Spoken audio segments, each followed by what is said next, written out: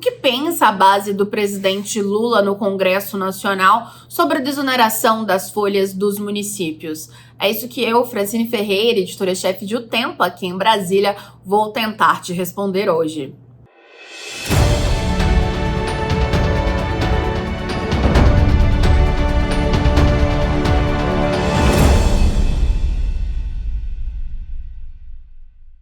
A gente tem visto aí um embate entre o ministro da Fazenda, Fernando Haddad, e o presidente do Senado, Rodrigo Pacheco, do PSD de Minas, sobre a folha dos municípios. No ano passado, o Congresso Nacional já havia decidido que a desoneração das folhas das prefeituras iria continuar, então a alíquota permaneceria ali em 8%. Mas o governo federal ignorou essa decisão do Senado e da Câmara e decidiu editar uma MP que previa aí o aumento dessa alíquota para cerca de 20%.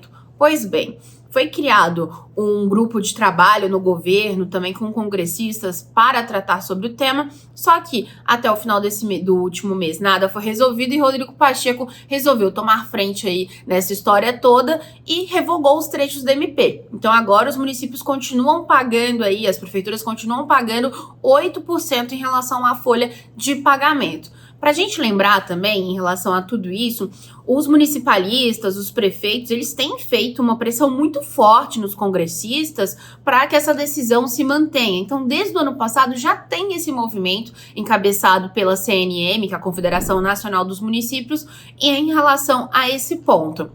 Só que, depois dessa decisão de Rodrigo Pacheco, o Haddad, o ministro de Relações Institucionais, Alexandre Padilha, eles já têm falado aí que estão estudando judicializar essa questão. Então, levar essa questão da desoneração para o STF. E aí envolve a Advocacia Geral da União.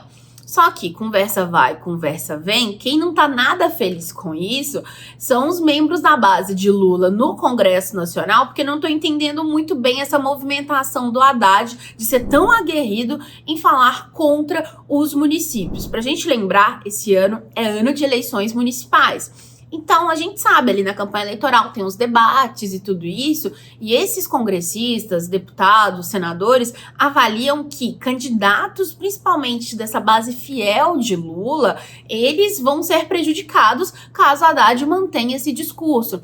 Para Haddad manter esse discurso, ele fala o seguinte, olha, isso vai gerar um déficit aí de 10 bilhões de reais na arrecadação. Então não vai conseguir cumprir com a meta fiscal de déficit zero, de zerar a dívida pública. Mas esse pessoal da base, esses deputados, senadores, que são dessa base fiel, que apoiavam Lula muito antes das eleições, eles estão insatisfeitíssimos com isso. Porque eles falam, como que a gente vai fazer se o próprio ministro da Fazenda, ele defende que os municípios paguem mais e também não dá nenhuma outra contrapartida, outro benefício para as prefeituras. Então eles imaginam que vai ter muita munição aí para a oposição e que esses candidatos vão acabar sendo prejudicados. Porque a gente sabe, o Centrão também já falou, gente, olha, não dá, a gente não quer que os municípios voltem a ser reonerados, nada do tipo. Então, mas o Centrão é meio que já esperada, né? Esse posicionamento aí, já é esperado isso,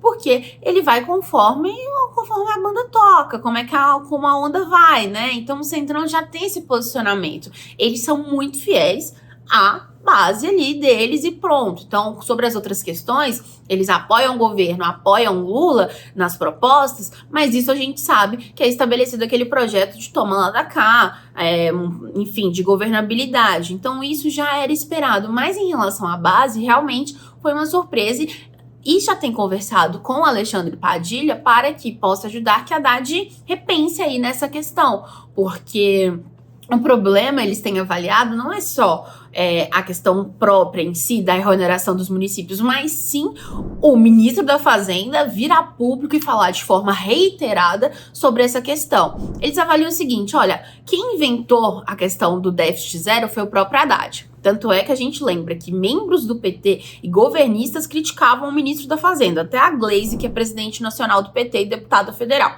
Então, o Haddad que criou isso. Agora, ele que precisa arrumar um jeito de manter.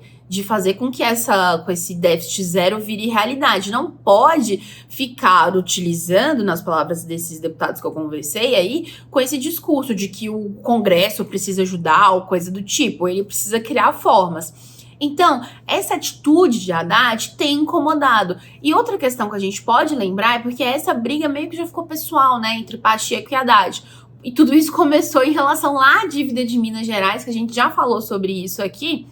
Então, você pode voltar em alguns vídeos para conferir os bastidores dessa história, mas que é basicamente, o Haddad acabou não contemplando a proposta de Pacheco numa apresentação para os governadores do Sul e do Sudeste, que mostrava aí uma espécie de solução para a dívida desses estados com a União.